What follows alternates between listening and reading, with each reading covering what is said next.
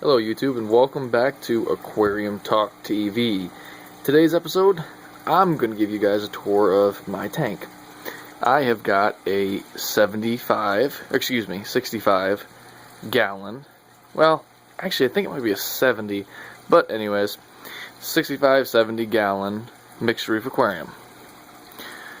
The residence in my aquarium is a fox-faced rabbitfish, 2 Ocellaris clowns, a royal blue tang or blue hippo tang, a blue dot jawfish, a yellowhead jawfish, you can see him in there between the rocks, and I've got a starfish in here somewhere. She's really big. Excuse me while I look. Well, I don't see him at the moment.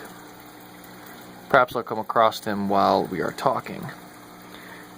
Anyways, okay, so as far as corals go, I have a nice big toadstool here. Man, I don't think you can see through the top very well because all the water movement, but anyways, there he is. And on top of him, or excuse me, underneath him, is my cleaner shrimp, Jacques Benoit, skunk cleaner.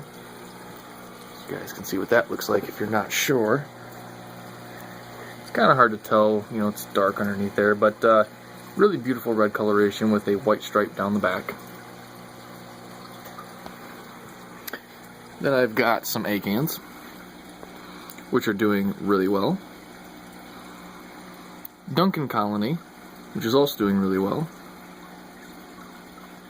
I'm not sure what this is.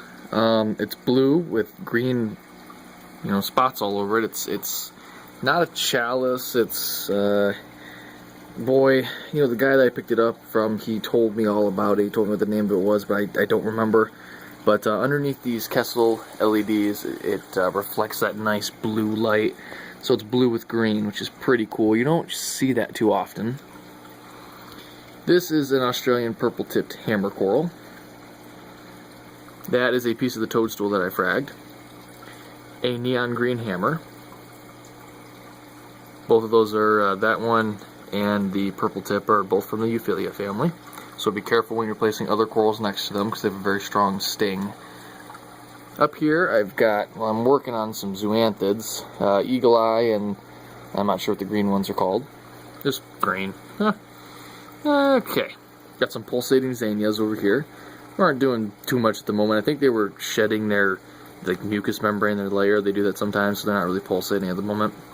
And then I've got some of these very nicely colored blue mushrooms here, purpley blue mushrooms, which, you know, I wish I'm actually making these videos off of my Droid HD camera phone. I wish, I got to get a better camera, but I just haven't had the money for it lately. Between school and working part-time and trying to get my degree done, I don't really have, you know, $1,200 to spend on the camera. But this does a really good job, as you can see. But these guys are really, really purple blue. It's hard to describe. They're more purple, like, I don't know. This does a pretty good job at picking it up, but they're such a deeper purpley, mixy blue. It's hard to describe. They're awesome. So as far as cleanup crew goes, I've got some Astrea snails. I've got some turbo snails. I'm not really sure. I hope this guy makes it. I found him upside down this morning. I'm not sure if he's. I think he might have died because, you know, sometimes these bigger snails, they get flipped over and they can't help themselves back up, like the smaller ones, like the Necerius, which I have some of those in there, but they're actually burrowed in the sand right now. That's what they do. They burrow, and then whenever food is introduced into the aquarium and they sense it, they come up out of the sand and go after what's, you know, been left. But they can flip themselves over. Some of your smaller snails can, your larger snails can't, so you kind of want to do a sweep of your aquarium. I know it's annoying, but maybe once a day kind of look through and see if anything's been flipped over, because I think that guy died. So I'm going to check on him and see if he's still living. If he's not, I'm going to have to take him out, because even a snail this size, as it breaks down and dies, can cause major nitrate issues in your aquarium. Let's see if I can find that starfish for you guys. He's pretty cool. Camera's probably going to go all over the place while I'm looking.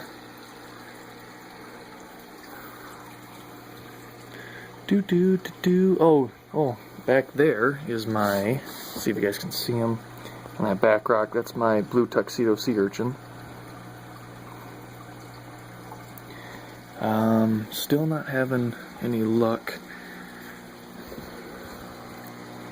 with my big starfish. He's very large, but you'd be surprised the places they can fit.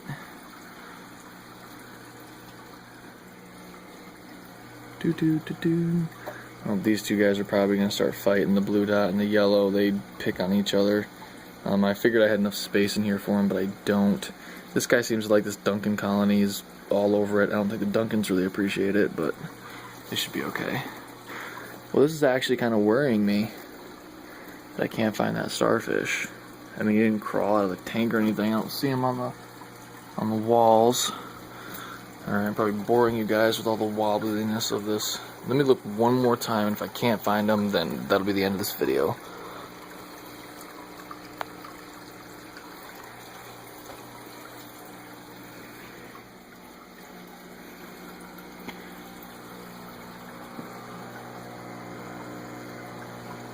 Alright, well, he doesn't want to come out and play, so...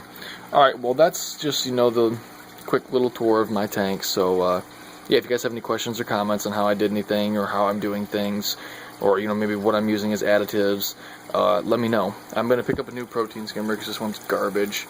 Once I get that, I can get rid of the dual carbon filter. I've got a Phosban 150 going with phosphate media, which I got to change out. It's not on right now. And then a couple of power heads. So everything looks like it's doing really well.